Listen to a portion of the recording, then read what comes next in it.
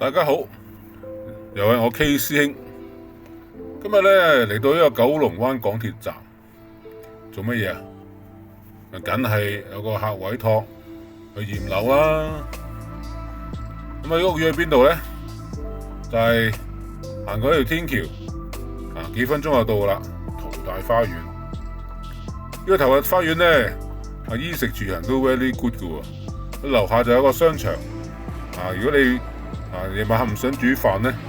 落下邊咧就大把選擇。呢個淘大花園咧，個年樓齡咧一段日子噶啦，都起碼有40幾年噶啦。咁入到去呢個大堂裏邊咧，好明顯咧就一定翻新過啦。留意到嗰啲嘅通告咧，都嚟緊要做一個嘅升降機嘅優化。我哋上去單位嘅時候，同個業主傾下偈，原來佢話近排咧個價位又到啦，又話裏邊啲裝修唔錯啦，咁咧就即刻博取傾成呢單嘅交易，咁所以咧究竟係咪真咧？好快就會知啦。我哋上到去個單位，咁側邊有個嘅天井位嘅喎，我哋好奇咧打開個窗啦，瞄一瞄啦，哇！唔瞄由自可一瞄，真係打個突，成個天井濕氣非常之重。我哋揾個電筒照一照，成個天井底咧都係水漬，反晒光咁滯。咁睇落去周圍都係污水渠，我諗嗰啲水都大部分都知道，一睇就知有機會都係嗰啲水噶啦。而家疫症係咁犀利，咁你話驚唔驚？你見到嗰啲冷氣機都俾啲濕氣咧醃到咧都生晒銹，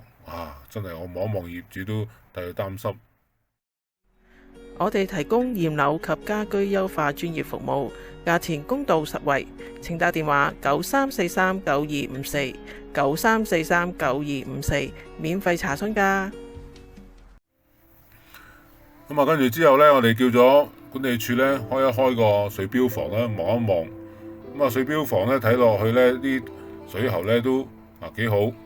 似咧之前有個屋苑咧就爆水喉，進一步呢個要屈個業主咧就要賠成幾十萬咁樣嚇。但係呢個睇落去咧，嗰啲手工都 OK 嘅，啲做嗰啲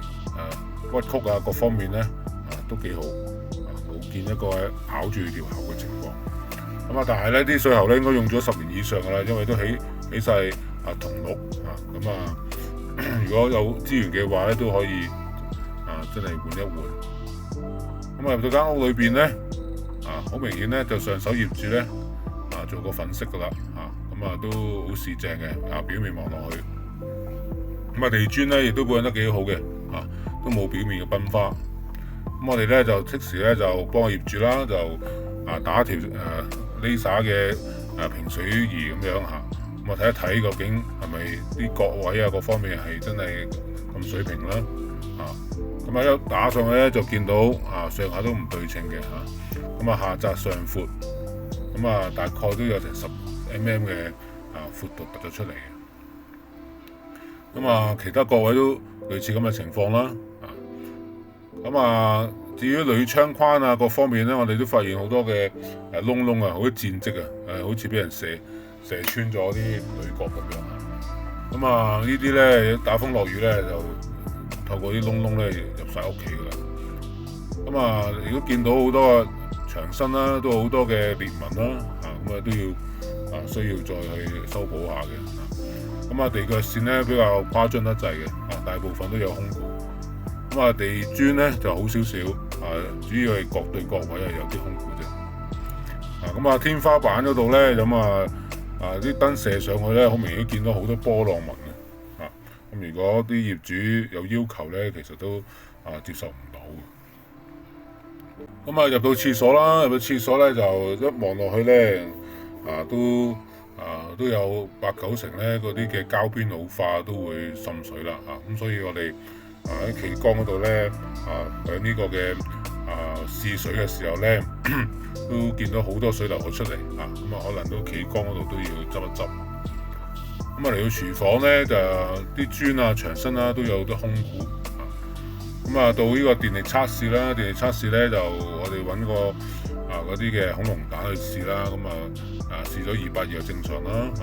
接駁嘅地中火線都正常啦，講一講 K 師兄呢，就係一個持牌嘅註冊電工嚟嘅，符合晒一個嘅法例嘅測試要求嘅，所以揾呢一個嘅K 師兄絕對係安全絕對可靠嘅，唔使咁擔心。出邊就唔知啦，好多都可能掛個名，但係可能未必有呢個嘅合法嘅註冊技工牌嘅，咁所以留意下啦。如果你真係要測試電力嘅時候，今次咧亦都幫個業主咧就測試下空氣個質素啦，量度個 VOC各方面出嚟嘅效果都係非常之適合居住。而房間咧，我哋望過咧啲地腳線咧亦都係比較多空鼓嘅，天花咧都比較多裂紋，需要咧即係業主咧就要再諗一諗，需唔需要大執啦？咁我哋咧對比翻咧業主佢所睇嘅嘢啦，同埋我哋去驗樓嗰個嘅對比都見到好明顯嘅分別，較多嘅問題。咁所以咧透過呢個家私嘅驗樓師咧去加埋一啲專業嘅儀器咧，我哋咧係更加多嘅數據分析咧，更加容易咧揾到好多單位嗰啲嘅隱藏嘅事項啦、問題啦。如果當業主咧佢哋咧全面掌握呢個新屋嘅狀況嘅時候咧，咁喺買樓交易之前咧，如果早啲揾我哋家私嚟做出呢個驗樓嘅風險評估咧，就更加可以咧同賣家咧喺交易嘅上面咧能夠討價還價啦，一個好充分嘅理據同佢議價。咁如果係交易咗之後先驗樓咧，亦都可以咧作為咧呢一個嘅裝修嘅預算嘅評估，計劃將來究竟間屋係全部裝修定係部分裝修，因為分分鐘都可以慳翻幾十萬嘅裝修費，因為而家好多啲物料人工都加晒價。咁如果係裝修後先驗樓咧，亦都咧可以作為評估裝修公司咧究竟做得好唔好嘅標準，因為好多時咧喺員工尾數拗數嘅爭拗嘅時候咧，都係因為嗰個手工問題咧，引致到嗰個業主同埋嗰啲師傅咧嗌交收場令到大家都身心疲倦。如果大家需要幫手，可以直接打電話俾我哋93439254，或者喺 YouTube 裏邊留言俾啲意見我哋感謝各位嘅支持，記得 like and share 俾你身邊嘅朋友下次再分享更加多嘅資訊，多謝各位，拜拜。